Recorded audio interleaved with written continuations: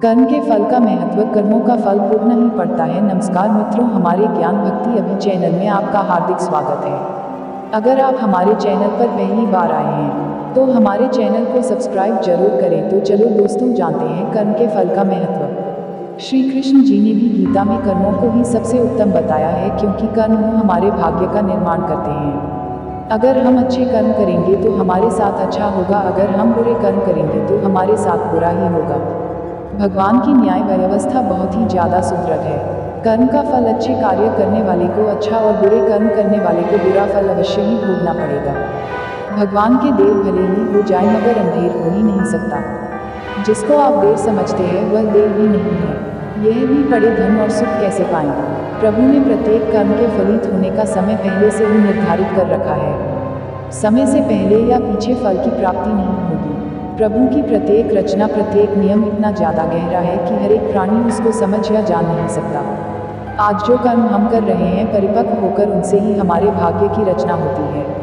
हमारे भाग्य के निर्माता हम खुद ही हैं, और प्रत्येक मनुष्य को उसके भाग्य के अनुसार उसे फल या कुफल अवश्य भोगना पड़ेगा ही। इस समय हम जो दुख भुगत रहे हैं, यह हमारे ही पिछले जन्मों का या इसी जन्म के हमारे किए गए पुण्यों या बुरे कर्मों का, पापों का फल है। प्रभु को दोष नहीं देना चाहिए। भगवान का एक विधान यह है कि हमारे कर्म, विचार और भावना को अनुसार ही हमें सुख या दैक की प्राप्ति होगी, और वह सुख या दैक हमें खुद को ही भोगना पड़ेगा। मनुष्य के कब किए हुए पाप का फल कब मिलेगा, इसका कुछ पता नहीं। भगवान का विधान विचित्र है। जब तक पुराने पुण्य प्रबल रहते हैं, उग्र पाप का फल भी तत्काल नहीं मिलता। जब पुराने पुण्य खत्म होते हैं, तब पाप की बारी आती है। पाप का भोगना पड़ता ही पड़ता है। इस जन्म में भोगना पड़े या जन्मांतर में। इस लोक में जो दंड भोग लिया जाता है, उसके थोड़े में ही शुद्धि हो जाती है, नहीं तो परलोक में बड़ा भयंकर दंड भोगना पड़ता है। मगर सत्संग दंड को कम करा सकता है, या फिर कुछ प्रसाद के रूप में भी दे सकता है। अपने दुखों को हंस हंस झेलो या रोकर झेलो, यह हमारे कर्मों का फल तो हमें अवश्य ही पड़ेगा। फिर रोकर क्यों झेलें।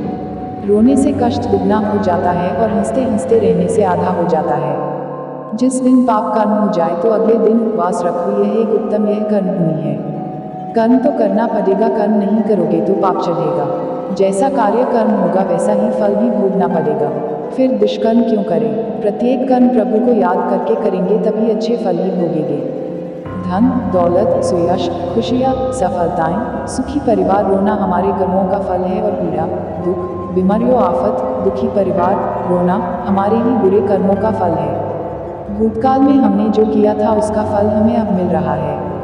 भूतकाल में हम जो भोग चुके हैं, या हो सकता है इस जन्म में भोगेंगे। श्री कृष्ण ने समझाया कि भीष्म पितामह सुख दुख से, जय पराजय से परे है।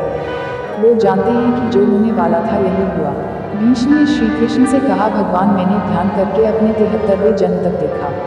मैंने तो कोई कुकर्म नहीं किया, फिर मुझे बाणों की शैया पर क्यों सोना पड़ा। श्री कृष्ण मुस्कुराकर बोले, हे स्वयंमूर्ति भीष्म, 73वें जन्म के पहले 74वें जन्म तक जब आपको पता चलता कि जब आप किशोर थे तब वन में घूमने गए, वहाँ पत्ते पर बैठी टिड्डी के शरीर में आपने कांटा चुभोया था, उस कर्म का फल घूमते घूमते अब मिल रहा है।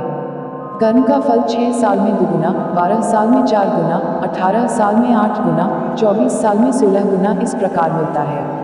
इसलिए जब आप कर्ता होकर कर्म कर रहे हैं तो सोचेंगे कि इसका क्या फल होगा। धृतराष्ट्र ने भी श्री कृष्ण से अपने कर्मों का हिसाब किताब पूछा। मैंने ऐसा क्या कर्म किया कि मुझे अपने सी बेटों की मृत्यु का शोक मिला। मैंने अपने 100 जन्मों तक पीछे देखा है कृष्ण, लेकिन ऐसा कोई कर्म मैंने नहीं किया।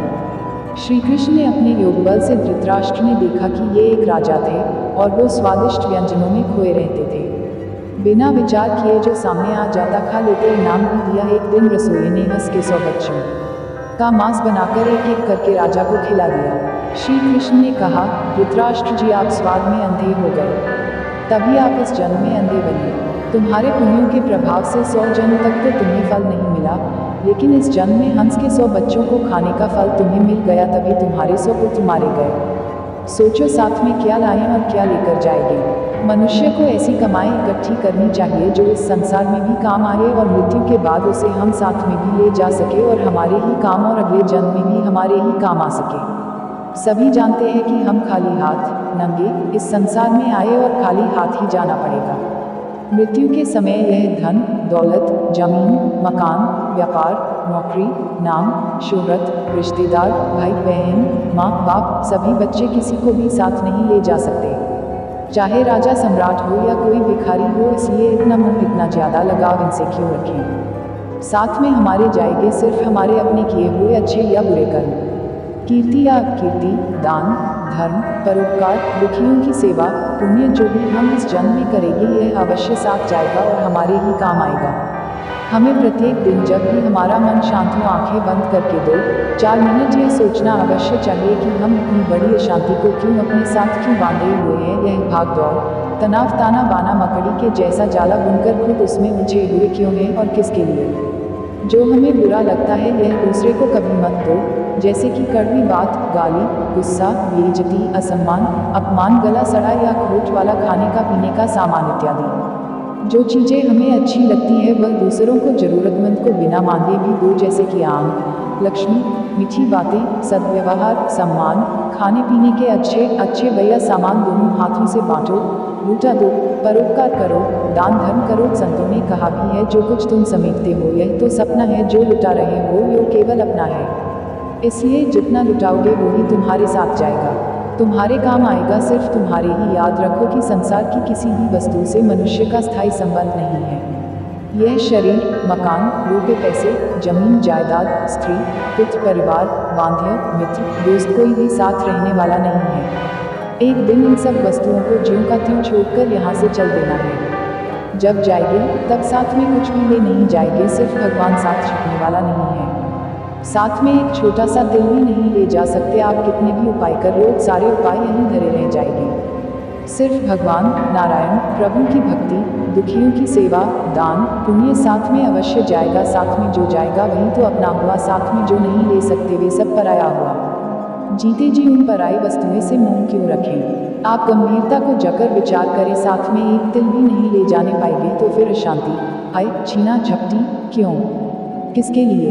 भगवान का हुक्म है, हर कार्य प्रभु के निमित्त समझकर फल प्रभु पर छोड़ दो, वो कभी बुरा करेंगे ही नहीं। तो सोचो फिर दैख क्यों करें। दैख सुख भी एक सोच के कारण ही तो है।